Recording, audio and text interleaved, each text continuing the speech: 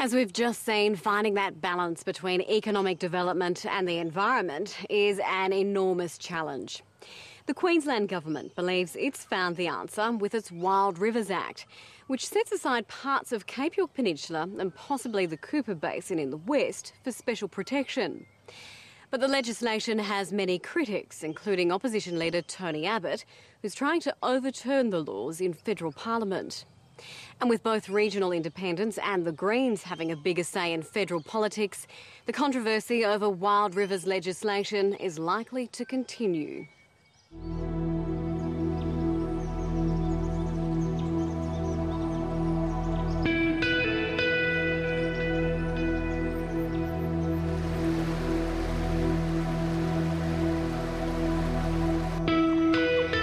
Queensland is blessed with some of the most pristine rivers in Australia, if not the world. From the Cooper Basin to Cape York, the Sunshine State has large areas of wilderness. While the environmental value of these areas is not in dispute, the laws regulating use of surrounding land, the Wild Rivers Act, certainly is. This legislation impedes development and cuts off a future for Aboriginal communities. It actually provides certainty for decision making in terms of what is appropriate development in these areas. Queensland's strict environmental laws introduced 5 years ago have been praised by the environment movement but viewed with suspicion by parts of the mining and agriculture sectors. This legislation looks purely at the environmental outcomes and impacts, doesn't take into account any social or economic positions that our landholders might face. And these laws are facing their biggest test, with the potential collapse of a major bauxite mining project in a region desperate for economic development. The project has been seriously jeopardised and has a high possibility that it will be uneconomic in any form. Dr Paul Messenger is the Managing Director of Cape Alumina, a company listed on the Australian Stock Exchange in 2009 and backed by one of China's largest aluminium producers. Landline accompanied Dr Messenger on a trip to the Pisolite Hills bauxite exploration lease on Cape York. It's a sizable deposit and it's sufficient to sustain a mining operation for 15 years at full production of 7 million tonnes per annum. So it would make Cape Alumina one of the 10 largest bauxite producers in the world. Although the proposed bauxite mine would be in open woodland at least several kilometres away from the Wenlock River, the project is within the catchment of this remote waterway. And so under Queensland's Wild Rivers legislation, it is subject to some of the toughest environmental laws in the country. We're talking about some of our last remaining pristine river systems. Once they're gone, they're gone. Can never get them back. The most environmentally sensitive part bordering this mine project are these freshwater springs known as the Cooper Springs Complex. They lie just below the bauxite plateau and play a vital role in maintaining these small pockets of rainforest that stretch from east to west across Cape York. They're of really great ecological significance. There's a whole range of rare and threatened plant species and wildlife species. Most of these springs lie within a pastoral lease owned by Australia Zoo. The zoo purchased the lease in 2007 and was reimbursed with more than $6 million by the Howard government under the National Reserve System program. Zoo owner Terry Irwin and her family, along with the Wilderness Society, have been leading the campaign against mining on what they now call the Steve Irwin Wildlife Reserve. While I believe we need mining, and I understand the need for it, I just don't think we need to mine the most delicate, fragile areas on the planet. It's one of the most terrible things, and I just think it's the worst thing ever. I really don't like it. Australian Zoo Ranger Barry Lyon showed Landline around the property and explained how he believed bauxite mining could destroy an environmental wonder. We risk losing the special Cooper Springs because they're rejuvenated by rainfall that falls across that bauxite plateau.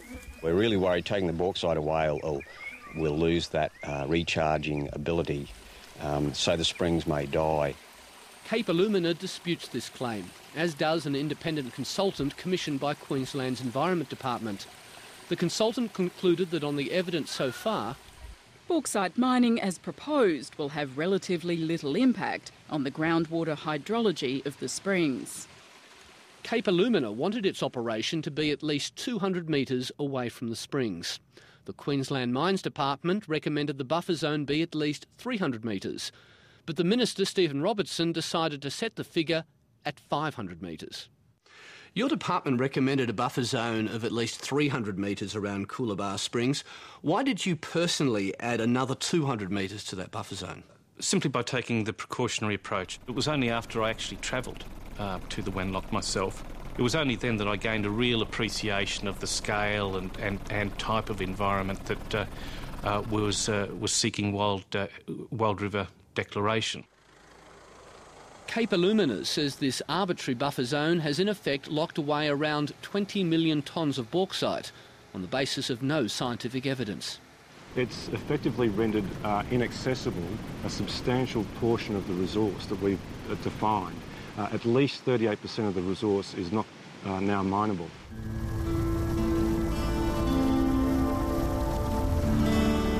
But it's not just the mining industry that is worried about the Wild Rivers Act.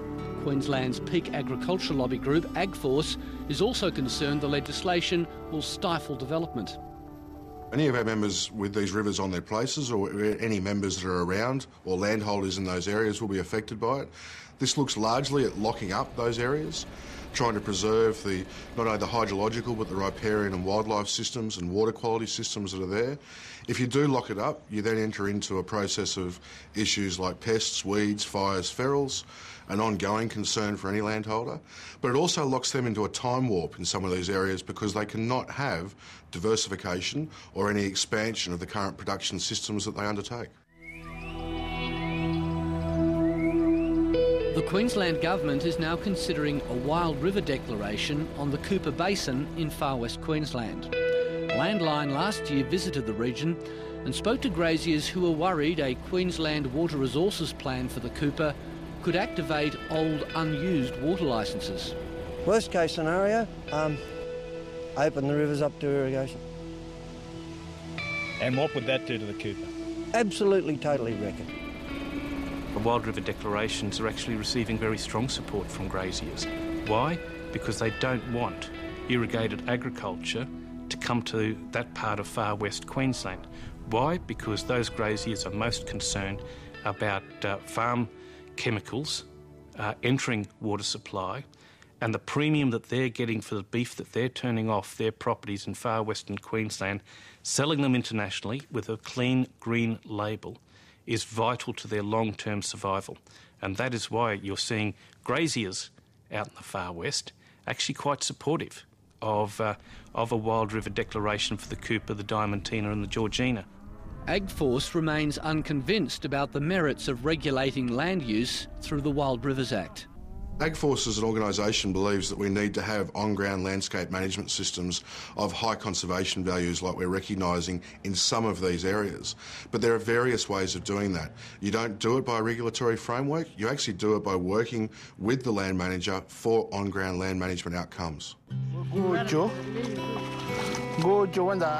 But perhaps the harshest critics of the Wild Rivers Act comes from sections of the Indigenous community. This legislation impedes development and cuts off a future for Aboriginal communities. Noel Pearson has been campaigning for years against the Wild Rivers legislation on the grounds that it disenfranchised Indigenous people. And in the Mapoon and Weipa regions of Cape York, many people echo his sentiments and would like to see the proposed Peterlite bauxite mine go ahead. Community is suffering, eh? It's about time we make a decision for ourselves. It's not the government come and tell us what to do. Why Wild Rivers want to tell us what to do? The Wenlock was there for years, and Wenlock will be there forever. So you think the mine can go ahead and the springs will still be protected? The spring can be protected if we all work together. Lily York is one of the traditional owners of the land covered by the proposed bauxite mine. My opinion, I think the mine, it will give us a great benefit for our future, for our children and our children to come. What Boyle River is going to do for us? It's nothing. Nobody's going to give us benefit. We're going to still live on government benefit. You know what I mean?